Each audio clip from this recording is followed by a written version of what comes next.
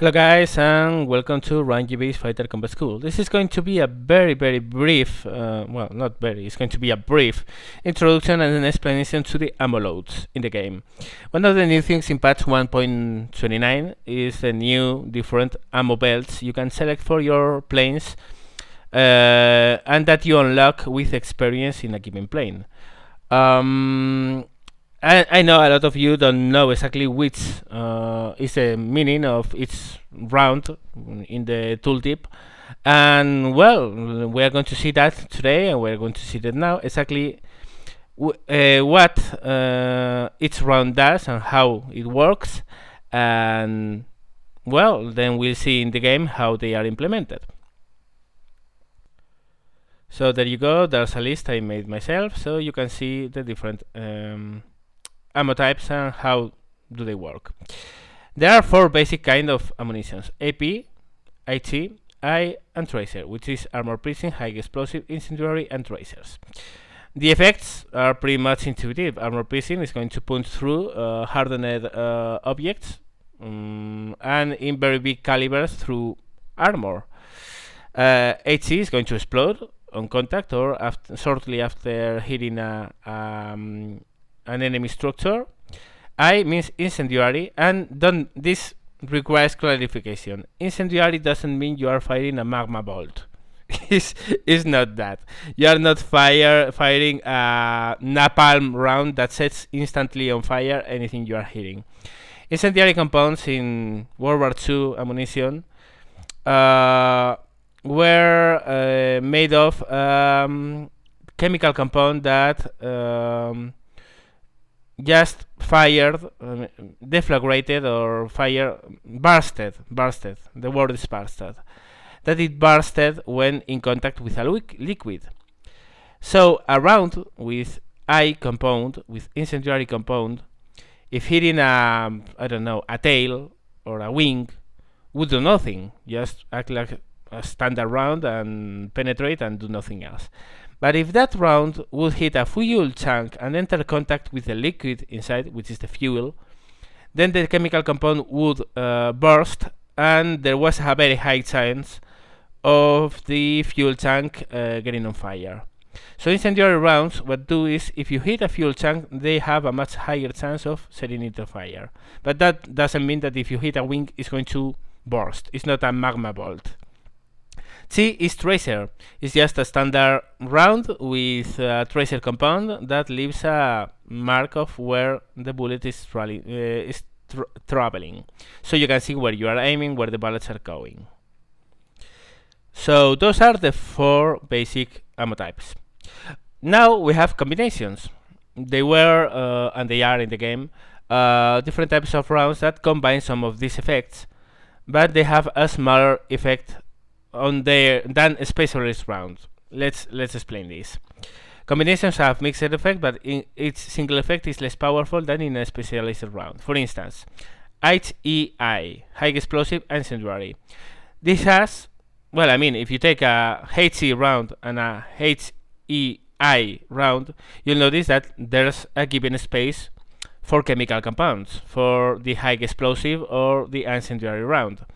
If you take away part of the high T and put some I compound in there, there's going to be less high explosive and there's going to be less incendiary compound than in a pure high explosive or incendiary round. It's just common sense. So what those rounds do is to combine several effects, but each one of them has a smaller overall effect than in a specialist round.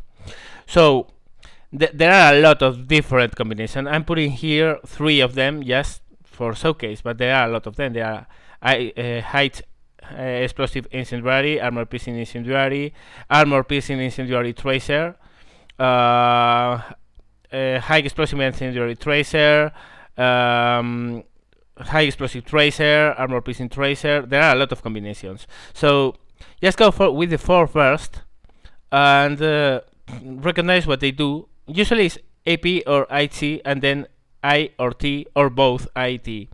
But they are also IT rounds. There are a lot of combinations, but they are all built around those 4 basic components. So let's see what some of the most common ones do in the game. HAI, High Explosive Incendiary, which has less HC than an HC round and less incendiary than an incendiary round.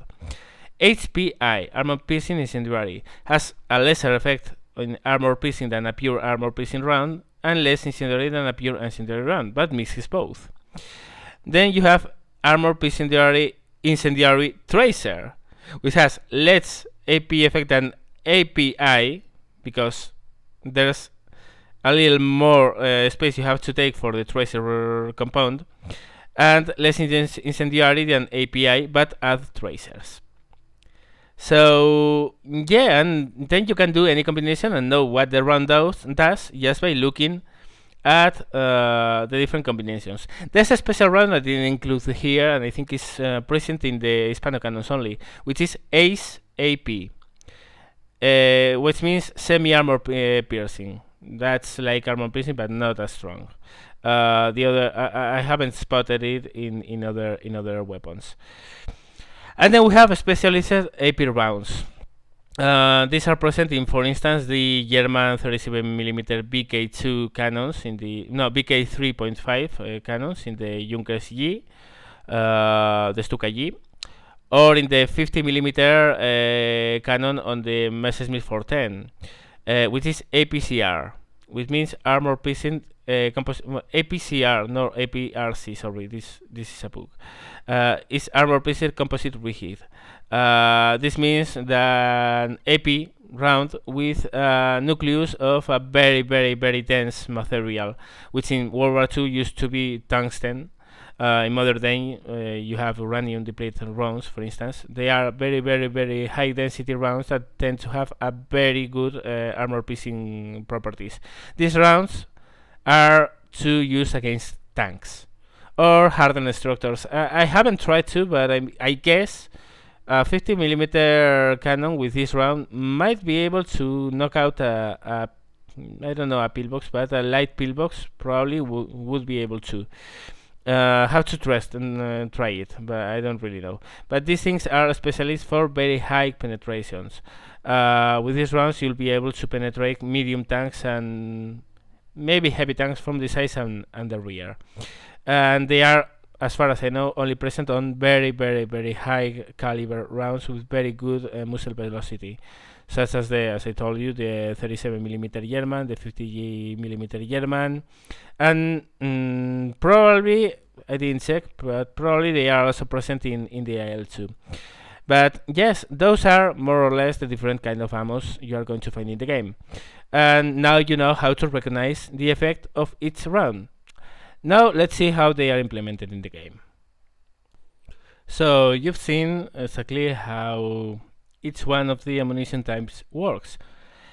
Now let's see how do they translate into the game. Let's say, for instance, I'm going to be a 109 G6, and let's take a look at the different racks I have and options I have. I have omnipurpose, air belt, and high explosive incendiary tracer bullets for the machine guns, and night fighters and stealth attack for the cannons. Also, you have default. Default, I don't exactly know which rounds it loads. I think it's a mix of AP and API, both tracer rounds. Not really sure because we don't have any way to know. But default is, I think, most of the cannons load armor piercing tracer. But let's see, in the G6, for instance, I want to customize where I'm going to fire. My main weapons are going to be Rack 2, the 30mm cannons. So I take a look, and I see night fighters have high explosive tracer, high explosive tracer, high explosive tracer, incendiary. Which means that each time you are firing, first cell is going to be high explosive tracer, second is going to be high explosive tracer, third is going to be high explosive tracer, fourth is going to be incendiary, and then fifth is going to be high explosive tracer, sixth is going to be high explosive tracer, seventh is going to be high explosive tracer, and eighth, incendiary again. Ninth, it's a sequence. You fire. It's 4 rounds you fire are fired in that sequence, and then it restarts all over again. If I want to go for a stealth attack, they are high explosive, high explosive, high explosive, incendiary without tracers. Let's see, for instance, in machine guns. APT, APT, IT, IT, HE, IT, in that order. So it has a sequence of 5. It's 5 rounds it fires, it's going to fire them in that order, and then it goes all over again from the start. APT just fires armor piercing tracer, which I don't think is the best configuration, but whatever. You might want to use this for ranging, and then it would be pretty useful. And highest incendiary tracer, which is only high explosive incendiary tracer. It's interesting that you don't have the option to mount stealth attack in the 30mm. That's another thing. You'll notice that in different versions and different planes, different cannons, you'll have different ammunition loads. For instance, the Focus 190 20mm cannons, the Mausers 151, will have 5 different selections: omnipurpose, air targets, armor targets, tracer, and stealth. Air targets are IT, HC, HC, HC, API, for instance. It's a 5-round cycle, and it has these rounds. But if you go to other different cannons, for instance, the Spitfire Hispanos, you'll see that you only have 3 different options: stealth, ground targets, and omnipurpose. Omnipurpose has HEI, SAP, S means semi, that's semi armor piercing and incendiary. AP and T, it has very few high explosive rounds. Against ground targets, also very few high explosive rounds. And a stealth attack has a little more explosive content, but you lose the tracers. This is actually pretty accurate. The Hispano cannons didn't load HE until very, very, very late in the war. And let's see, for instance, the Russian cannons. See, the LAFN has 4 different loadouts. Doesn't have any specialized anti-air loadout as the Mausers have. So each different weapon has different loadout options. As for what to use, it's down to personal opinion and personal preferences. I do think, at least it's my theory, is what I'm going for, and what I'm going with.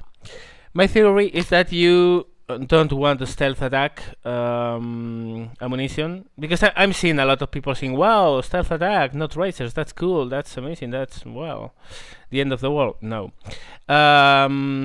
If you are in a turn fight, who the hell cares if the other guy sees your tracers? He knows you are there. He knows you are turning with him, and tracers are going to help you a lot in aiming. So, for instance, in a Zero or in a Spitfire, I'm going to load tracer rounds no matter what, because in those places I know I'm going to be dogfighting most of the time, and if I'm dogfighting, the guy who's in front of me knows I'm there turning with him, and in turns they assist my aim a lot. However, if I'm in a boom and thumb plane, I might want to skip the tracer rounds and go for a stealth attack. Why? Because in boom and thumb it's all about surprise. You might be diving on a bandit and you want to open fire as soon as possible to guarantee as many hits as you can in a single pass. But if you start firing at a target at maybe 600 meters away, he's going to notice you are shooting at him and start evading. If you start shooting without tracers, he's not going to start noticing you are hitting him until you are hitting him. So maybe for boom and thumb planes, stealth attack loadouts are very, very useful. But for turn fighters and energy fighters, I mean, in any plane you are that the enemy is going to know that you are there, it's senseless to use to lose the tracer rounds. It's my personal take, it's my personal opinion, and it's how I'm going for that. That's why, for instance, let's take a look at that. For the BF 109s, I do have omnipurpose for the light machine guns, and I have